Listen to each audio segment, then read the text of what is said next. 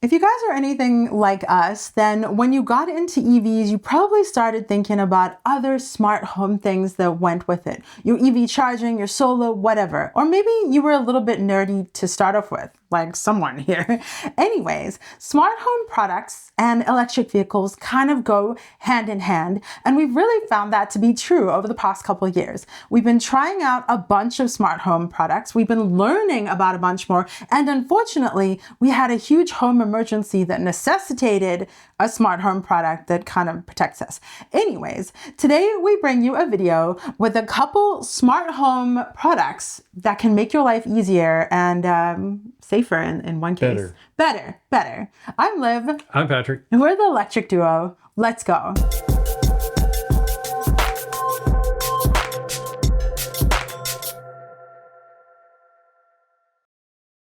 All right, so that was a little bit dramatic, but there really was a reason that we needed this first product. The water sensor. Now, if you've been following our channel for a while at all, then you might know that just last year we had a leak inside the wall that we had no idea about, that unfortunately insurance denied. And if we'd only had a water sensor, well, they might have still denied us, but we would have caught it. We would have caught it sooner. We would have caught it, yeah. So this is an essential smart home product that makes me feel so much better. Yeah, the fortunate thing is like I had some water sensors, but I had one like by the dishwasher, by the water heater outside, by the clothes dryer, by the refrigerator. So I had some where I thought there may be potentials for leaks that could go unnoticed, like the dishwasher running in the middle of the night. And we've had one time, I forget what was wrong with the dishwasher, but it all of a sudden we turned it on and like the water sensor went off. So it overflowed. Yeah. So anyways, that was an easy repair, but we were able to catch it quickly. When we had this house sort of rebuilt after the water leak, I ended up putting like a little trap door. So now I have water sensors in the wall behind like the bathrooms, the faucets and stuff. So we have extra protection. Maybe it's overkill. This is one of those things. Maybe it never goes off in the next 30 years. I will have to change the battery every couple of years, which is why I put the trap door. But it's just that little extra peace of mind and so easy to do. And we also have like a flume water sensor monitoring the whole house as well. A lot of times your utility will give you rebates for installing one.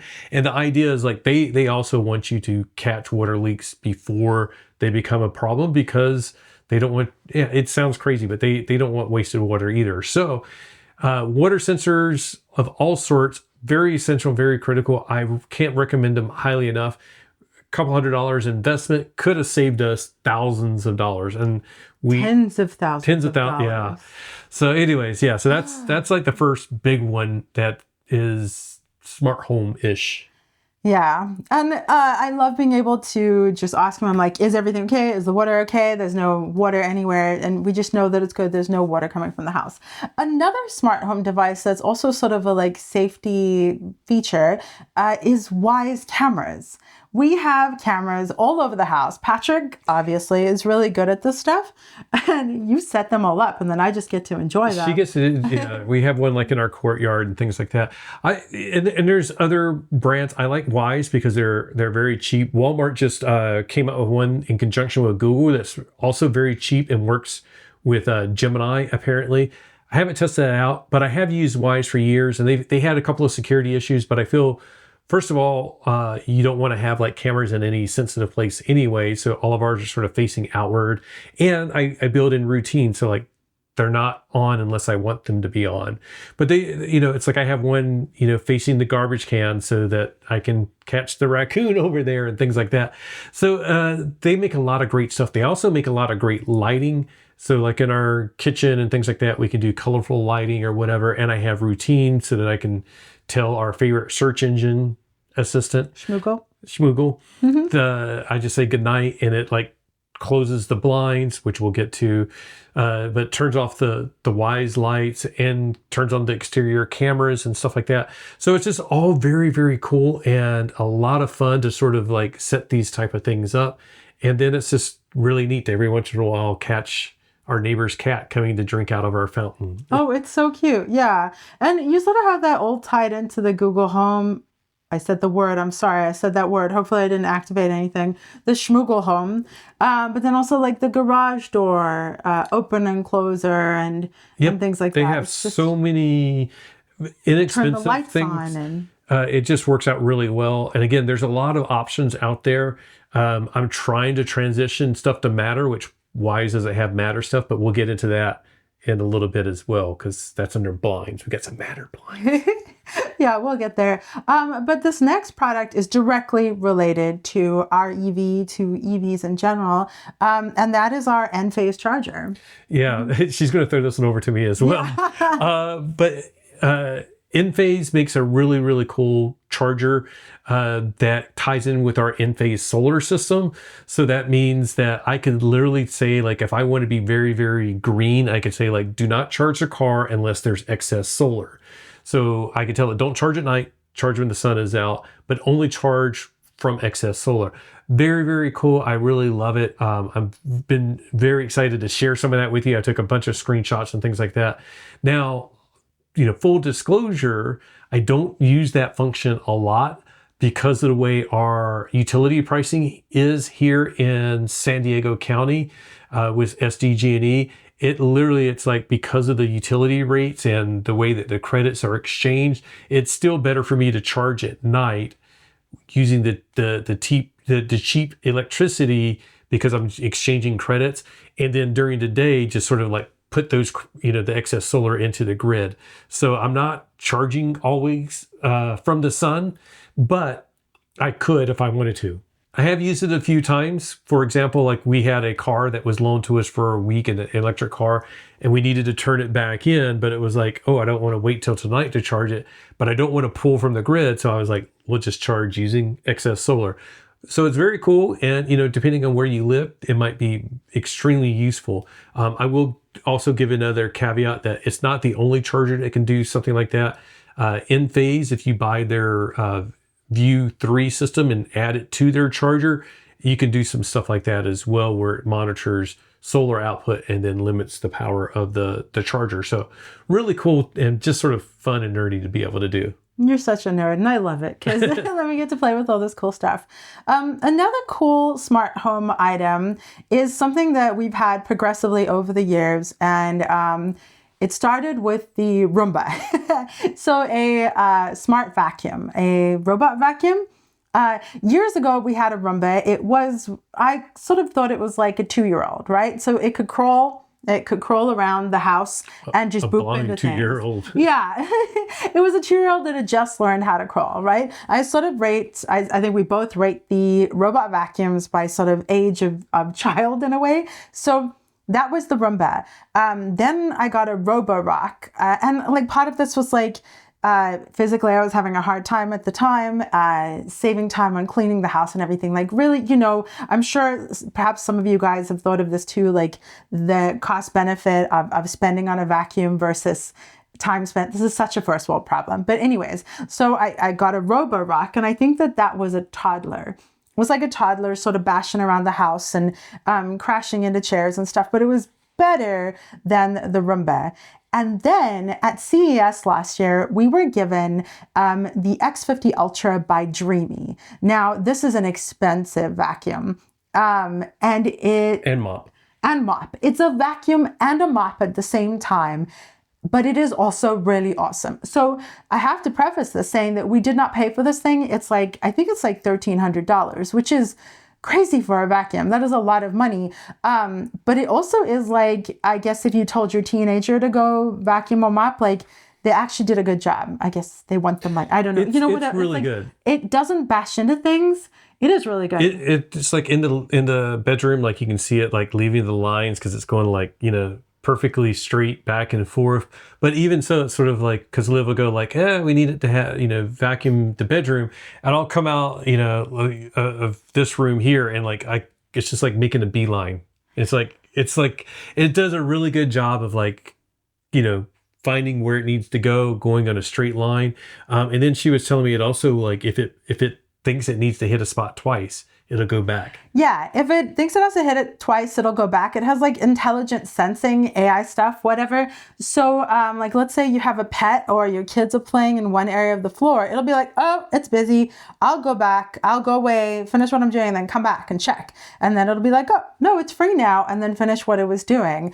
It's really, really good at things like I used to find the other vacuums. What are you laughing at? No, I was thinking because like there's times like when we're in the office and she'll send it into the office, which I don't mind, but then I'm like, no, I'm busy right here. So I'll put my foot out and it'll be like, oops, sorry, you're busy. And then it'll go away. And then like 15 minutes later, it comes back. I'm like, no, hello? Stop it. It's really cute. We should put googly eyes on it.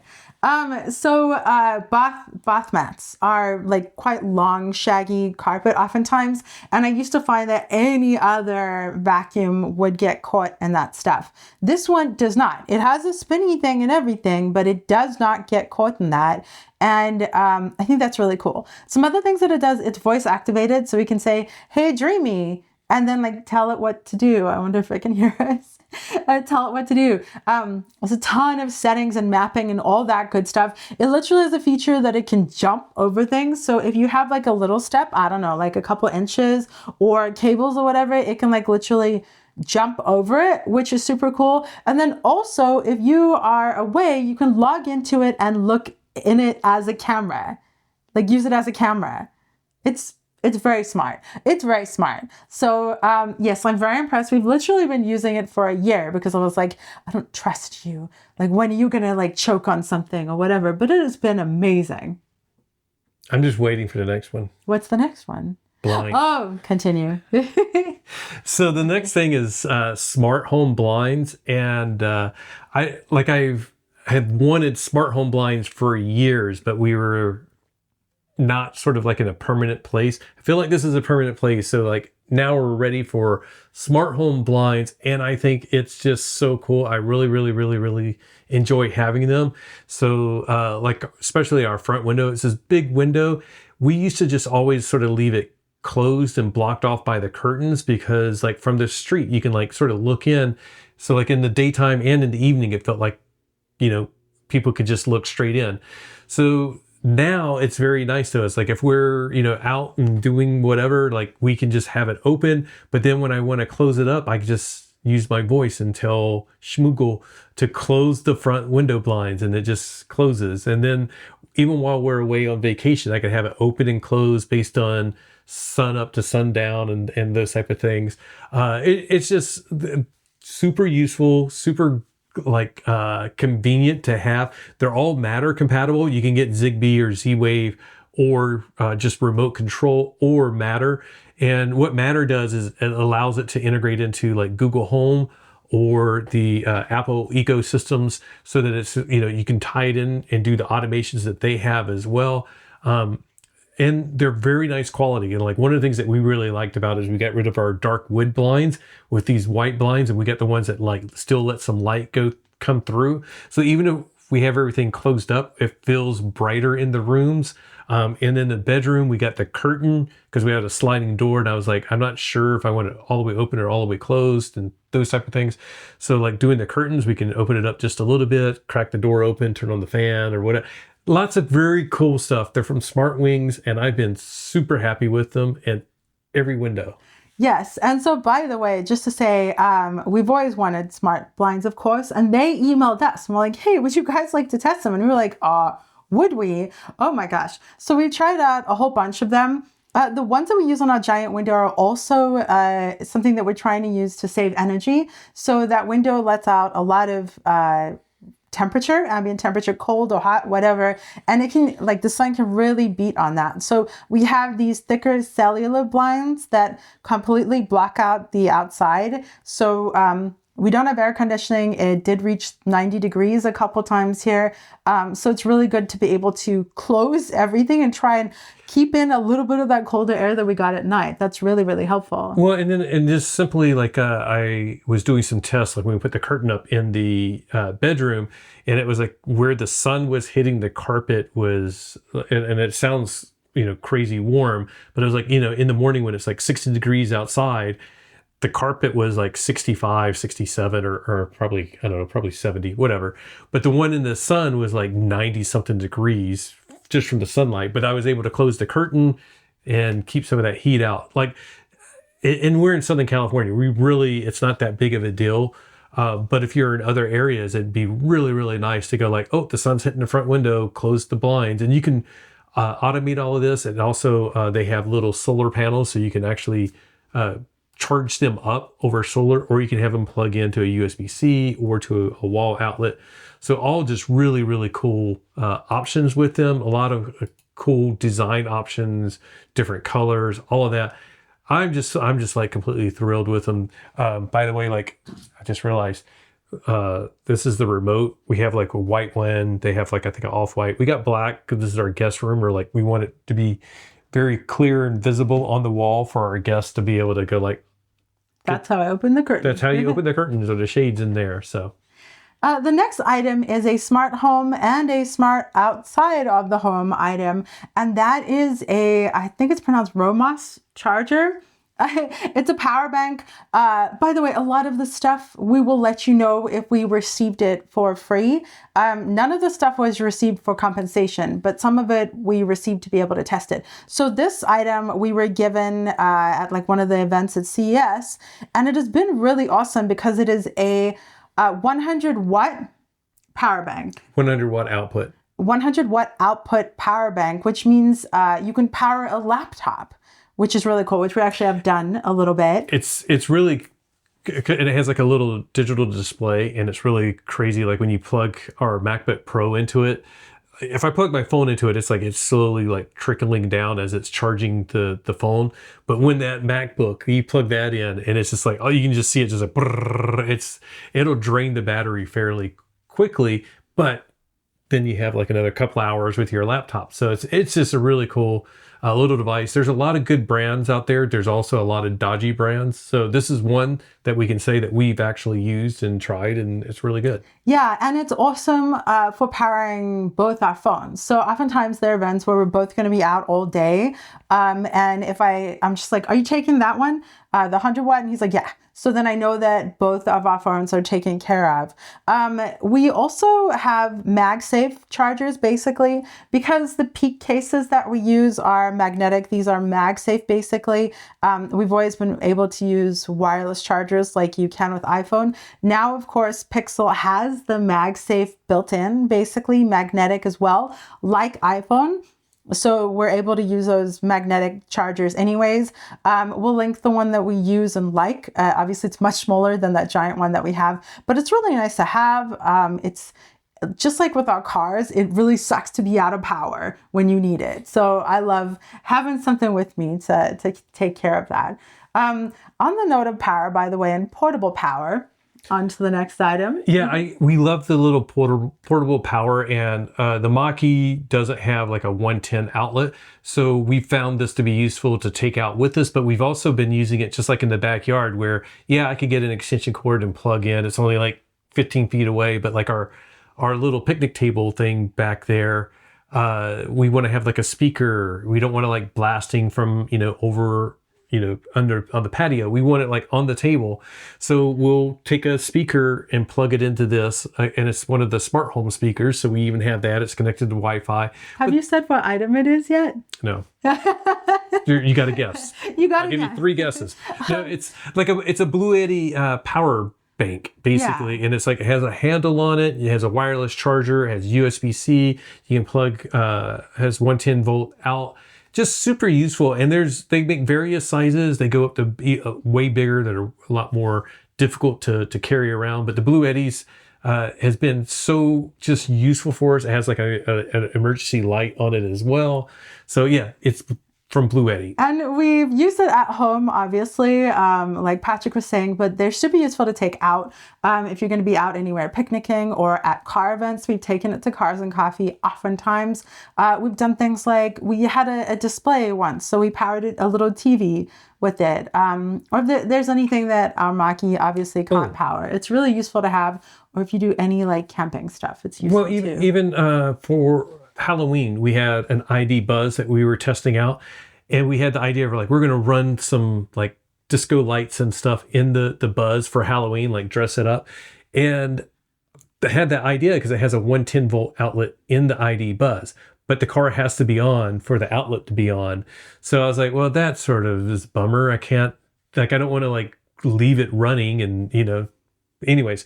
But we just moved to Bluetti out there and plugged everything into that, and it looked really super cool. Yeah. Another smart thing that we like to have, and it's basically something that we also carry with us everywhere as well, is all of these DJI things. So I don't know if you can see the little logo there. Yeah. DJI mics. These are the DJI mic 3s. They're fantastic, great audio quality. It's connected to a Osmo Pocket 3 from DJI. Super great quality, and it was sort of cool because like last year at CES we saw like a handful of people had these, and we had just bought ours, and we were like, wow, these are really cool. And the other creators were like, oh, those are really neat. And then like this last year at CES, like 75% of the creators had the Pocket 3. Pocket 4 supposedly, the rumor is like it may be coming out in December at some point. We had GoPro cameras in our car. They were always buggy, overheating, shutting down, or wouldn't shut down. It was like just so buggy with the GoPros. I love GoPro, but I don't. I hate them. Just buggy. Yeah, But the DJI, we switched over to the the Pocket Action 5 or the Action 5 Pro. That's what it is. And they just came out or getting ready to come out with the 6, whatever. It's just great, just does so well. Image quality is great, stability is great, colors are great. When you turn it on, it's on. When you turn it off, it's off. Think that would be a simple thing, but not with a GoPro. DJI it is. It's just fantastic. And one of the coolest things, by the way, on the Action 5 Pro is you can, of course, use an SD card like you can with most cameras, but if you forget it and you get out there and you're like, oh no, I forgot my SD card. It has like 57 gigs of storage on the camera itself. So you can go ahead and just have a great day. You may not have that 128 gigs or 256 gigs that you're planning on, but you're not like completely out of luck. Super cool to have that extra bonus storage there. But yeah, if you are looking for mics or cameras, DJI is like, all of their stuff is great and it works together. So like these mics work with the Pocket. They also work with the Action, and they have a little adapter so they can work with iPhone or Android as well. And they make the Insta360, right? Nope, that's a different company. But it is? They but do. There's that too. We also have an Insta360 if that's your kind of thing. But basically, anytime we see people who are creators or who ask us, what stuff they should use, this is it. This is great. This is super lovely. But something that I found really interesting lately is that I've seen a lot of people who are not even creating content for YouTube or anything like that. They just want a nice camera for themselves. Like I've seen a lot of people using the DJI Pocket just for themselves. And I think that's really cool. I know that our phones are really great. If you ever want to start a YouTube channel, whatever, you just want to make your own content for yourself, your phone is really great. But the Pocket is the next step up. The Action Cam is also really great. But I really love that even people who are creating content or just doing it for themselves, that we've been seeing them use these. So it's a cool thing. Well, and it's like, it's accessible. Before we got into all of this, like I would ride my bike and I would do like action camera stuff. And basically the only sound you get is the wind, which you probably can't hear because our mics are so good. But you just hear a wind. So what I've seen like some people do is like they'll like mount, so like their mic is like really close and it does a lot of good sound, whatever. You can have like the camera facing there, the mic here, and everything just works really well. It's just such fantastic stuff. Like, there's a lot of times like you get something and you're like, it sort of works, or I can make it work. And it was sort of like the GoPro. The GoPro stuff would be like, it works. And then we'd have to like hook up the external mic and it'd be like, cool, I got it to work. And then we had like instances like even like last July, we did a road trip. And the first day we did not realize the cable was loose. So we lost so much footage, but Liv salvaged it. Long story, but she was able to salvage it. So that's some really cool, smart creator tech. But of course, our phones are the ultimate, right? A lot of us use our phones for creating stuff, or these are our ultimate smart home devices, right? A product that we like to share, we've shared this multiple times, we've shared this in other videos, but it is the Peak cases. They did send us this case. Patrick's still waiting for his. I chose the unpopular color, apparently. Mine's out of stock. He's using something else. Generic case. Slippery. But we used them so much and recommended them to everyone else so much that they actually started sending these tests, which is so nice of them. But if you create any content, that is a mounting system right there. That is super easy. You literally just snap your phone up and it mounts. This is magnetic. So even if your phone isn't magnetic, then it can attach to power devices or mounts, or, the charging thingies that I have one at my desk, charging pads, whatever. It also has a loop. So if you want to do crazy stuff like I do, like stick my hand out the window, it does that. And we use this a lot with a bunch of other things. There's also like a wallet that Patrick's going to be getting. Another device that's a smart home device that a lot of people obviously have is iPad or tablet. And since I'm talking about the Peak case, I also want to mention the Zugu Case. Same thing with Zugu Case. They gave me this case after I'd been using, I bought one, loved it, and then they gave me one as well. So I actually have one that matches this phone case. Fairly close. It's really, really close. But it's the most phenomenal case. It's magnetic. It is like unshakable, and it really protects your device without being too bulky. So I love that. And I'm not a person who can have my stuff without cases. I don't know how people do that. Oh, yeah. I drop things a lot. I'm a Pro case. Dropper. All right, this next item, a smart home item, is super weird. It's another item that we were given from CES last year. It's not super weird, but it's unusual, I guess. It's a bird feeder. It's unusual. Like when we were talking about smart home, there's a lot of stuff that we could say, but bird feeder. It's a smart bird feeder. It is really smart. It's the BirdFi, like the upper echelon of bird feeder, and it's really cool. It has AI recognition. It has 2 cameras, and it will literally recognize each bird, categorize them. You can set it to notify you if you want. You will be notified a lot. Trust me, you'll be notified a lot. But it's so cute to see that you can tell which bird is which. You can record from different angles. You can, what? I'm just going to jump in because like when she got this, I went a little nuts. And installed the app on her phone, and she was like, look at this one. This is Bart. This is Bart. And she was like naming the birds, and I was just like, I just don't get it. And then I installed the app, and I'm like, this is so cool, because like we're sitting there in the morning, the birds wake up, and all of a sudden they would start coming to have their breakfast, and you're like, oh, let me just watch and watch them come and land.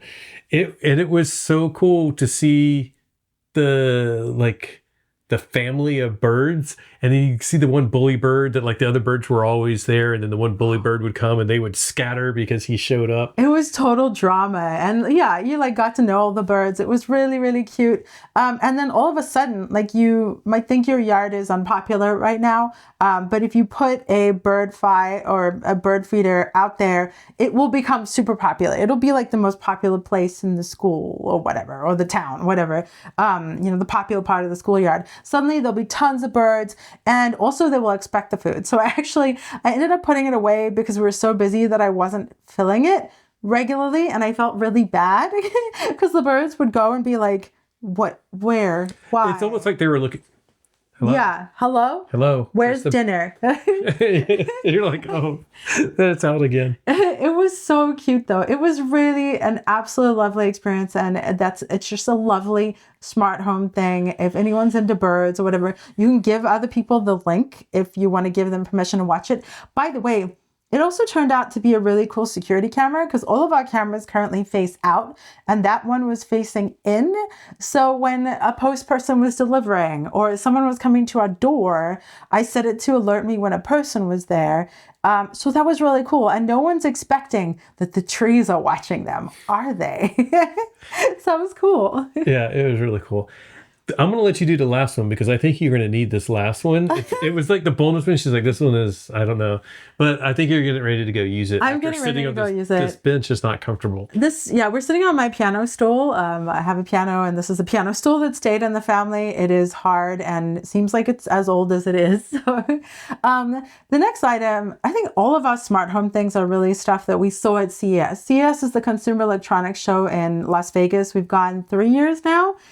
Maybe 4. This will be our 4th one. But basically, you see all the coolest tech there and all the coolest things. So everything that we ever dreamed of, like smart blinds, like cameras and things like that, you see them there. So this is where we've got a lot of experience with our newest smart home stuff. And one of the things is not something I got from CES. I wish. It's something I could dream of, though. The human touch massage chair. We saw them at CES. I think I tested one out right at the end there. And, we've been walking 30,000 steps a day and standing for hours. And they are just the best massage chairs. And they're designed with input from chiropractors, all that. Yes, this is an indulgent dream, right?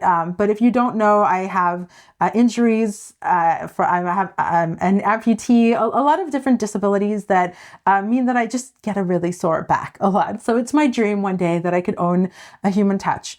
And now I do, sort of. I was seeing a chiropractor and they retired.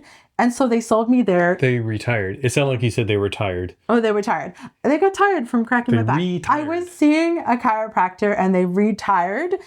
So they sold me their human touch massage chair. It's quite old, but they sold it to me for $200. So I have one. It's old. It's not like the fancy ones, but it is amazing. I still dream of that ultimate one. I don't know if we have video of it, but just ridiculously amazing one. But I have an old human touch. And you have to let us know, what is your ultimate indulgent thing that you dream of? What's yours? The blinds. The blinds? Yeah. Oh, your dreams come true.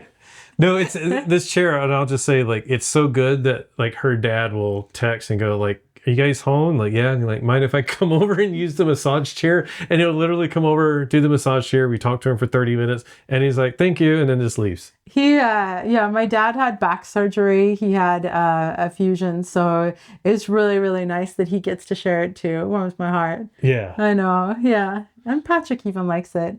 So that is some of our favorite smart home items that we have been fortunate enough to see either from CES or stolen from my chiropractor.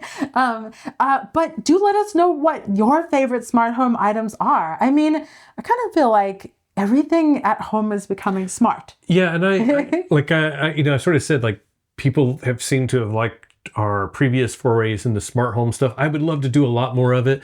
And we've tried to talk to some companies at CES, Govee. They make a lot of cool stuff. We have a couple of their lamps. Wise, I started with them years ago, and I was trying to get into their affiliate program, and they're like, no. And I'm like, but I love your stuff. I have 30 devices because I have a lot of their lights and stuff. And I'm like, but I love your stuff. But I love them. Yeah, and we're still going to tell you about stuff. Obviously, opportunistically, if these are things we love, we would love to be able to get them to show you guys, get the newest ones or whatever.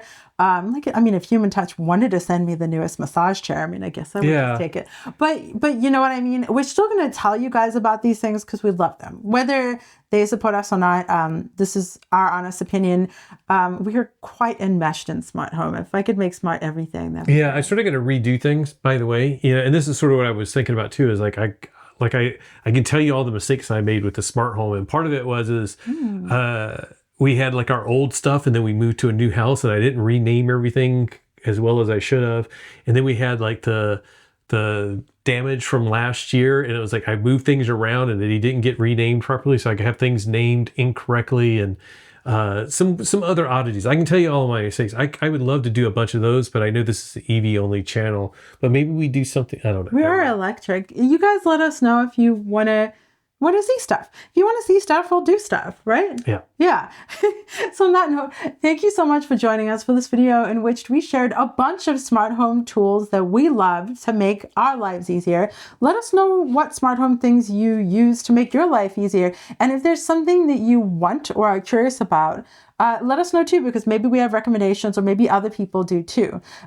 Like we mentioned, the Consumer Electronics Show, CES, is coming up. It's the second week of January or something. So we plan to go dive in, obviously mostly into EVs, but it's hard to not notice all the other smart home stuff. So if there's something future tech that you want to see, let us know too, because there's a lot of cool stuff. So on that note, thank you so much for joining us for this video. A huge thank you to our patrons whose names are scrolling across the screen right now. I just noticed our camera's battery is low, so it's time for us to go. A huge thank you to you, our YouTube members, and to you for liking, watching, subscribing, and interacting. So on that note, just remember, I'm gonna get a massage. Go get a massage. Just remember that whatever you drive, that doesn't work. Whatever you live with in your home, whether it's smart or not, enjoy the home. I'm sorry. Bye.